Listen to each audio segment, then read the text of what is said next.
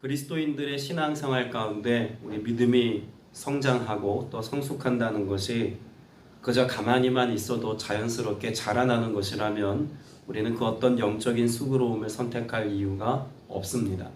그러나 우리가 하나님 앞에 믿음이 장성한 분량에 이르고 또 성숙한 그리스도인으로서 주님의 말씀에 반응하고 믿음에 합당한 삶을 살기 위해서는 반드시 영적인 삶에 헌신하고 또 주의 말씀을 듣고 순종하는 믿음의 결단과 믿음의 태도가 우리의 삶에 있을 때 성숙 혹은 성장이라고 하는 것이 우리의 삶에 반영되는 것입니다. 오랜 시간 신앙생활을 아무리 했다고 할지라도 하나님의 말씀 듣기에 또 그 말씀에 우리에게 주신 은혜를 따라 기도하고 간구하는 삶에 성실히 하지 못한다면 곧 하나님 앞에 엎드림으로서의 삶이 무엇인지, 내가 죽고 그리스도로 살아가는 삶이 무엇인지, 성령의 인도하심을 따라 살아가는 삶이 무엇인지, 그 영적인 것에 관한 하나님의 인도하심과 은혜를 맛보지 못하면 우리의 삶은 장성한 분량에 이르기 어렵다고 봐야 합니다. 이스라엘 백성들의 삶이 광야에서 하나님의 손에 오랜 시간 훈련되어졌습니다. 그러나 여전히 그들은 하나님 앞에 엎드리는 것이 무엇인지 몰랐습니다. 그들 중에 함께 하시는 하나님의 역사가 끊이지 않았음에도 불구하고 함께 하시는 하나님에 대한 인식을 잃어버리고 살았다고 해도 과언이 아닙니다. 오늘 우리의 삶이 이스라엘 백성들이 보였던 실수와 같은 동일한 실수를 반복하지 않는 믿음의 역사를 쓰기 위해서는 반드시 하나님의 말씀을 듣고 그 말씀에 순종하며 또 그 말씀에 합당한 삶을 살아갈 때 열매 맺게 하시는 하나님의 열매, 의의 열매, 성령의 열매가 무엇인지를 분별하며 사는 은혜가 있어야 할 줄로 믿습니다. 민수기 19장까지의 말씀을 우리가 지난주까지 보았습니다. 이 민수기 19장까지의 역사는 이스라엘 백성들이 출애굽하고 난 뒤 약 2년여의 시간이 지난 동안의 역사를 기록했습니다. 자, 그러면 오늘 우리가 읽은 민수기 20장은 언제의 말씀을 다루고 있을까요? 그 2년으로부터 약 38년이 지난, 꽤 오랜 시간이 지난 시간의 간극이 있는 것이 19장과 20장 사이의 역사적인 시간의 갭입니다. 좀 적어도 하나님께서 가데스 바네아라고 하는 그곳에서 12명의 정탐꾼을 보내었다가 다시 돌아오게 했을 때 10명의 부정적인 고백으로 인하여서 40년 동안 광야 생활을 하게 하겠다는 하나님의 말씀을 기억한다면 이 민수기 20장은 그 시점으로 볼 때 어느 때라고 말할 수 있을까요? 광야 생활이 이제 곧 끝난다입니다. 성경에 그렇게 나와 있지는 않습니다만 연대기적으로 본다면 40년 광야 생활을 말씀하신 하나님이 이미 19장까지 2년의 삶을 살았고 나머지 38년의 역사, 그러니까 여기 미리암이 거기 죽음에라고 하는 1절의 말씀에 근거하여서 볼 때 이미 이스라엘 백성은 40년의 세월을 광야에서 다 마침의 때라는 것입니다.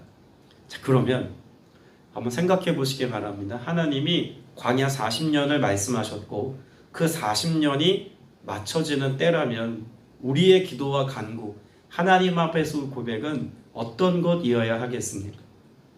하나님, 혹시 우리가 광야 40년을 지나는 동안 하나님과 동행하면서 하나님, 우리가 하나님의 마음에 합당한 삶을 살아 그 땅에 들어갈 만한 자격을 다시 얻게 되는 것은 아닐까요? 하나님, 우리에게 다시 한번 그 은혜의 기회를 허락하실 수는 없으신가요? 이런 기도를 드렸다거나 그들이 들어가지 못한다 할지라도 적어도 여호수아와 갈렙을 포함한 20세 이하의 자녀 세대들이었던 그들, 지금은 이미 약 38년의 시간이 지났으니까 그들이 더 장성했겠죠. 하나님, 우리의 자녀 세대가 이제 가나안 땅을 목전에 두고 있습니다. 하나님, 우리의 실수와 연약함을 아시는 주님, 우리의 자녀 세대만큼은 동일한 실수를 반복하지 않도록 우리가 믿음의 본을 보이게 하시고 우리의 자녀 세대가 저 땅을 차지하기까지 하나님 그들과 함께 하시고 역사하여 주옵소서. 이런 기도가 그들이 입술에 고백이 되고 언어가 되어야만 할 것 같습니다. 그런데 너무나 안타깝게도 2절의 말씀에 보면 회중이 하나님 앞에 나아가서 지금 고백하고 주의 도우심을 구하고 은혜를 선포하고 하나님이 행하신 은혜의 역사, 40년의 역사를 마치기까지 지금까지 인도하신 에베네셀의 하나님을 찬미하고 있는 것이 아닙니다. 하나님께로 나아가지 않았고 여전히 누구에게로 향합니까? 모세와 아론에게로 모여듭니다. 그리고 3절에 보면 모세와 다투어 말하되 라고 고백하고 있죠. 그리고 그 고백이라고 하는 것을 들어보면 5절에 끊임없이 반복하여서 고백하는 고백이 있습니다. 5절에 무엇이 반복될까요? 이곳에는 파종할 것이 없고 무화과도 없고 포도도 없고 석류도 없고 마실 물도 없도다. 끊임없이 무엇이 반복되는 고백일까요? 없음에 대한 고백입니다. 여러분, 광야에서 40년을 살았습니다. 애초에 40년을 지나는 동안 그들의 삶 가운데 없음을 경험한다는 것은 출애굽 시작과 함께 그들이 경험했던 경험치 아닙니까? 그러면 무엇을 발견해야 했을까요? 없음의 삶을 대변하고 있는 광야에서, 그 없는 곳에서 있음을 명령하셔서 있게 하신 하나님. 애초에 출애굽기 17장에서 이스라엘 백성들이 출애굽한 지 얼마 되지 않은 그 시점부터 하나님은 그들에게 만나를 허락하셨고, 호렙산에서 반석을 치매 물이 나게 하셨고, 메추라기, 고기가 없음으로 인하여서 탄식하는 그들에게 메추라기를 허락하셨고, 하나님은 그들의 삶의 모든 필요를 따라 공급하심이 무엇인지를 그 없음의 장소인 광야에서 있게 하시는 목자 되시는 하나님을 경험할 수 있도록 하나님 여지껏 인도해 오셨습니다. 무려 몇 년 동안? 40년 동안. 하나님께서는 이 과정을 끊임없이 이스라엘 백성들에게 기회로 허락하셨습니다. 그럼에도 불구하고 그들은 여전히 하나님 앞에 엎드림을 선택하지도 않았고, 또 하나님의 행하신 일들에 대한 그 있음에 대한 하나님 은혜에 대한 감사의 고백도 자리하지 못했습니다. 없는 것만 보았고 부족한 것만 생각하여서 여전히 모세와 다투고 하나님과 다투고 다툼의 삶을 일관하고 있는 백성들의 모습을 보죠. 안 바뀝니다. 사람 참 쉽게 안 바뀝니다. 그 완악하고 딱딱해진 마음이 사람들과의 관계 안에서도 그렇지만 하나님께 대한 우리 인간의 마음의 태도 역시 참 쉽게 안 바뀐다는 것을 이 구약 이스라엘 백성들의 모습을 보면 더 깨닫게 됩니다. 그래서 뭐가 필요할까요? 하나님의 그런 우리의 마음과 생각을 수술하시는, 새롭게 하시는 그런 성령의 새롭게 하심의 은혜가 왜 신약 시대에 절실히 필요했는지를 새삼 더 깨닫게 됩니다. 이스라엘 백성들의 삶에 그런 없음에 대한 탄식이 모세에게도 영향을 주었는지도 모르겠습니다. 그런 완악한 이스라엘 백성들의 마음 앞에 모세의 마음도 좀 완악해진 것은 아닐까라는 생각을 하게 하는 사건이 10절 이하에 기록되어져 있는 사건이죠. 흔히 우리가 무리바 사건이라고 말하는 사건입니다. 모세가 가나안 땅에 들어가지 못했던 가장 결정적인 이유가 되었던 사건이기도 하죠. 하나님은 모세에게 무엇을 말씀하셨습니까? 8절 말씀에 보면 물이 없어서 그렇게 탄식하고 원망하고 없다고 아우성치고 있는 그 백성들에게 하나님이 물을 허락하시겠다고 말씀합니다. 근데 그 과정에서 방법을 분명히 말씀하셨죠. 8절 말씀에 하나님 이렇게 말씀하십니다. 지팡이를 가지고 내 형 아론과 함께 회중을 모으고 그들의 목전에서 너희는 반석에게 명령하여 물을 내라 하라. 내가 그 반석이 물을 내게 하여 회중과 그들의 짐승에게 마시게 할지니라. 반석에게 명령하여. 여러분, 이것이 중요한 이슈였습니다. 반석에게 명령하여. 그런데 모세는 어떻게 했죠? 애초에 10절 말씀에 보면 강팍했던 이스라엘 백성들에 대한 마음, 그 원망과 없음으로 탄식하는 백성들의 마음에 충돌이 일어나고 있는 모세의 마음을 엿볼 수가 있습니다. 모세가 뭐라고 고백합니까? 모세가 그들에게 이르되 반역한 너희여 들으라. 이미 목소리가 격앙되어 있습니다. 그리고 물을 내는 대상을 누구라고 지금 지칭하고 있을까요? 우리가 너희를 위하여입니다. 하나님이 반석에서 물을 나게 하시겠다고 말씀하셨음에도 불구하고 끊임없이 원망하되 40년 넘도록 지금 끊임없이 그렇게 원망과 없음으로 인한 불평만 일삼고 있는 백성들에 대한 탄식을 가지고 모세는 그렇게 격앙된 감정으로 우리가 너희를 위하여 하나님의 역사가 아닌 자신들이 일로 여기며 이것을 반응하고 있는 모습을 보죠. 그리고 우리가 잘 아는 것처럼 모세는 명령하지 않았고 지팡이로 반석을 2번 쳤습니다. 여러분, 이것이 유일한 이유는 아닙니다. 앞서 제가 언급하면서도 결정적 이유라고 말씀을 드렸죠. 하나님의 말씀에 대한 불순종의 사건이, 무리마 사건이 결정적인 이유는 되었습니다만 애초에 민수기 13장을 지나면서 하나님은 가나안 땅에 들어갈 1세대를 지칭하여 딱 2사람만 지목하셨습니다. 누구였죠? 여호수아와 갈렙입니다. 하나님이 애초에 모세와 아론도 그 땅에 들어갈 것을 염두에 두셨다면 민수기 13장에서 38년 전에 뭐라고 말씀하셨을까요? 나의 거룩한 종, 나의 친구와 같이 나의 대화하며 나의 영광 앞에 섰던 모세와 아론, 이들과 더불어 여호수아와 갈렙이 가나안 땅에 들어갈 것이다 라고 말씀하셨겠죠. 하나님의 말씀에 애초에 민수기 13장을 지나는 그 과정 가운데 모세와 아론과 미리암을 포함한 1세대들의 이름은 전혀 언급되질 않았습니다. 그러니까 하나님의 계획 속에는 이미 38년 전부터 모세와 아론도 그 땅에 들어갈 것을 하나님은 계획하지 않으셨음을 엿볼 수 있는 거죠. 그리고 그것을 마치 스스로 증명이라도 하듯 지금 믿음 없음의 태도를 모세와 아론이 보였다라고 볼 수 있는 것입니다. 그리고 이 사건이 결정적인 이유가 되어서 모세와 아론은 가나안 땅에 들어가지 못하게 되죠. 참 여기서 한 가지 궁금한 것이 있습니다. 그러면 도대체 이 사건이 어떤 의미이길래 모세가 그토록 수고하고 그토록 헌신하여서 하나님의 거룩한 백성을 여기까지 인도해 가기까지 그렇게 위대한 사역들을 감당했음에도 불구하고 왜 드리지 않으셨을까? 이게 어떤 의미가 있길래, 왜 중요하길래? 어차피 13절 말씀에 보면 여호와께서 그들 중에서 그 거룩함을 나타내셨더라라고 하는 말씀이 있습니다. 하나님은 모세를 통하지 않으시고도 그 거룩함과 영광을 나타내셨는데 뭐 그러면 된 거 아닙니까? 왜 모세와 아론이 이것 때문에 가나안 땅에 못 들어갑니까? 라고 하는 질문이 생겨납니다. 이 사건이 갖는 의미는 단지 반석에서 물을 내고 못 내고의 상황이나 혹은 하나님의 말씀에 대하여서 순종하고 불순종하고의 차원을 넘어선 예수 그리스도의 구원 사역을 의미하는 매우 중요한 스토리가 있기 때문에 그렇습니다.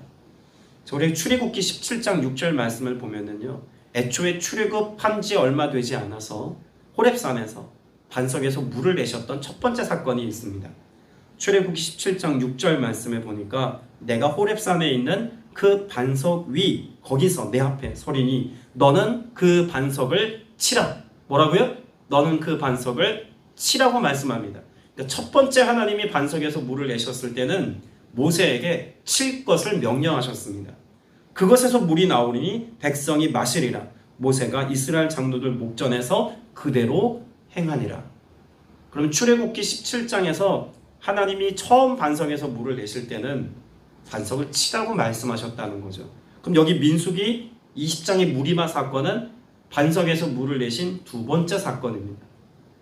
근데 여기서는 치라가 아니라 명령이었고 사람의 언어를 가지고 말하여서 반석에서 물이 나게 하는 것을 말씀하셨다는 거죠. 자, 그럼 이 말씀, 그럼 이 2가지 사건을 이해함에 있어서 우리가 깨달아야 될 첫 번째 단서가 하나 있습니다. 구약 성경에서 반석이 의미하는 바가 무엇인지를 알아야 합니다. 신명기 32장 15절 말씀에 보면 그런데 여수론이 기름짐에 발로 찼도다. 내가 살찌고 비대하고 윤택함에 자기를 지으신 하나님을 버리고 자기를 구원하신 반석을 업신여겼도다. 자, 뒤에 나오는 말씀을 여러분 눈여겨보셔야 합니다. 자기를 지으신 하나님을 버리고 자기를 구원하신 반석을 업신여겼도다. 그러면 여기 나오는 신명기 말씀에서 하나님을 버리고의 하나님과 업신여겼다, 반석을 업신여겼다의 반석은 동의어로 사용된 겁니다. 그러면 구약성경 신명기에서 하나님과 반석은 같은 의미로 사용된 단어임을 알 수가 있겠죠. 신명기 말씀만이 아닙니다. 사무엘하 말씀에도 보면 사무엘하 22장 32절 이하에 여호와 외에 누가 하나님이며 우리 하나님 외에 누가 반석이겠느냐. 하나님을 반석이라고 지금 역사서에서 기록하고 있는 거죠. 우리가 잘 아는 다윗도 시편의 여러 구절에서 하나님을 나의 무엇이라고 고백합니까? 반석이라고 노래하죠.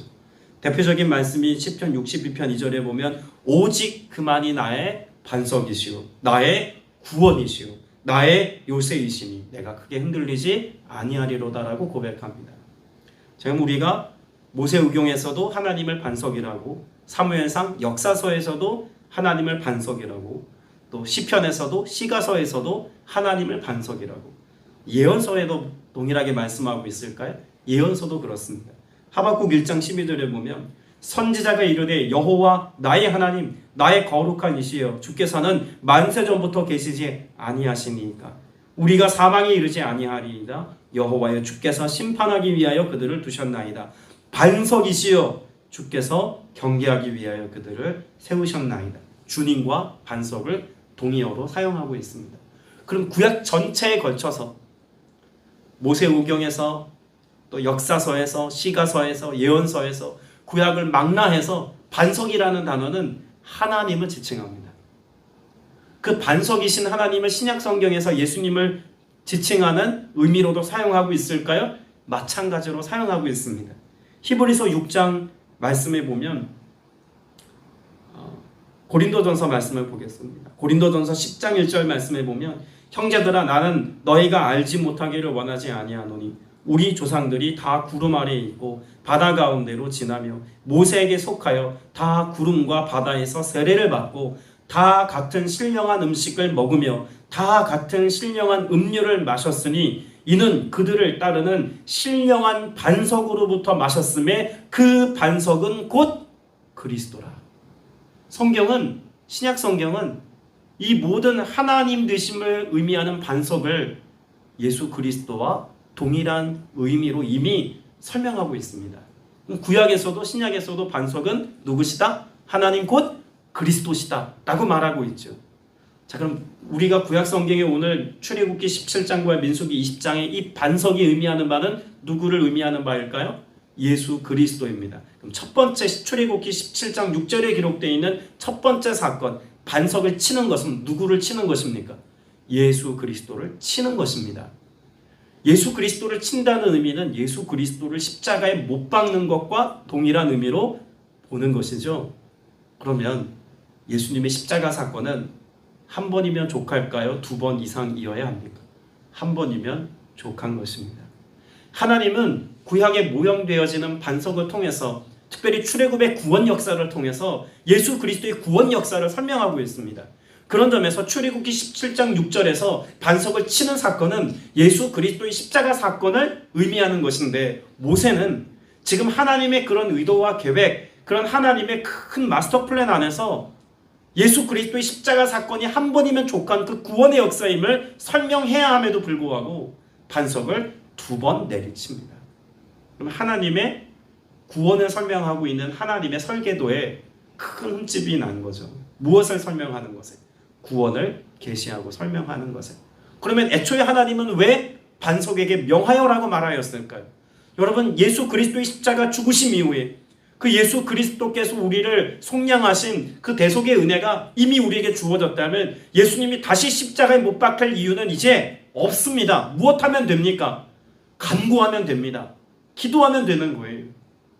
우리가 회개하고 예수 그리스도의 십자가 사건이 내 사건 되었다면 나는 그리스도로 말미암아 죽고 이제는 그리스도와 더불어 산 겁니다. 그렇다면 우리의 삶이 구원에 도달하기까지 또다시 십자가에 예수님이 못 박힐 필요가 있는 것이 아니라 오늘 주 예수 그리스도 앞에 믿음의 고백을 가지고 기도하고 간구하고 주의 은혜를 구하는 자들에게 예비하신 하나님의 은혜를 맛보게 하시고 생수와 같은 그 은혜를 누리게 하시겠다고 약속하신 것이죠.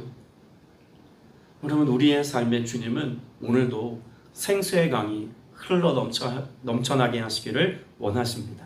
무엇할 때요? 마치 모세가 그 반석에게 명했던 것처럼, 말했던 것처럼 오늘 우리의 입술의 고백과 믿음의 선포와 믿음의 간구와 기도가 주님 앞에 선포되고 고백되고 드러날 때 여러분 이를 통해서 주님은 우리가 알지 못하는 놀라운 능력으로 반석에서 샘물나게 하시는 은혜로 우리의 삶에 합당한 것들을 채워주시는 은혜의 역사 더하여 주실 줄로 믿습니다. 그걸 뭐 해야 될까요? 믿는 겁니다. 여기에 모세의 고백은 믿음 없음인 거예요. 하나님이 명하여라고 하는 이것에 대한 모세의 믿음 없음이 가나안 땅에 들어가지 못함의 이유임을 설명합니다. 여러분 우리가 구원은 무엇으로 받습니까? 믿음으로 구원을 받는 것입니다.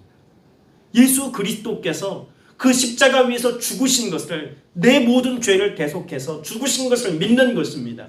그리고 우리가 또한 주님 앞에 믿음으로 간구하고 기도하는 것을 주님이 들으시고 응답해 주신 것을 믿는 것입니다. 믿음의 역사입니다. 신앙의 성숙은 무엇으로 증명될까요? 앞서 처음 서두에 제가 설명드렸던 것처럼 가만히 있는다고 해서 자연스럽게 자라나는 게 아닙니다. 믿음의 동력이 필요합니다. 믿음이 우리의 심장이 되어야 합니다. 그렇게 믿음의 삶을 가지고 믿음의 삶의 태도로 기도하고 반석에게 명하는 것처럼 하나님의 뜻에 우리가 순복하며 살아갈 때 하나님의 뜻이 우리의 삶에 성취되는 은혜 누리게 하실 줄로 믿습니다.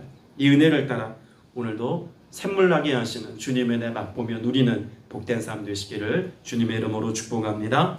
기도드리겠습니다. 은혜가 풍성하신 아버지 하나님, 오늘 우리에게도 하나님의 말씀에 대한 순종과 또한 믿음에 합당한 삶의 태도가 있기를 간절히 소망합니다. 예수 그리스도의 십자가 사건이 오늘 나의 사건 되었음을 믿기에 오늘 우리가 입술을 벌려 예수 그리스도의 이름으로 간구합니다. 믿음을 선포합니다. 주님, 우리 입술의 고백을 사용하여 주시옵시며 우리의 기도를 사용하여 주시어서 하나님의 선하신 뜻이 그 말씀을 성취하며 살아가는 은혜의 역사가 우리의 삶에 또다시 이루어지는 은혜를 맛보게 하여 주시옵소서. 성령의 인도하심을 따라 오늘도 승리하는 삶을 살아가기를 원합니다. 내 생각이 옳은 대로, 내 감정대로, 내 기분과 내 환경에 따라서 우리의 신앙의 고백이 변개되지 않기를 원합니다. 오직 주를 바라며 주를 의지하며 믿음으로 주의 행하실 일을 소망하며 기도할 때 오직 감사하며 기뻐하며 즐거이 주님을 찬미하며 나아가는 모두가 되게 하여 주옵소서. 우리 삶에 샘물나게 하시고 우리의 삶에 합당한 것들로 채우실 예수 그리스도 이름으로 기도드렸사옵나이다. 아멘.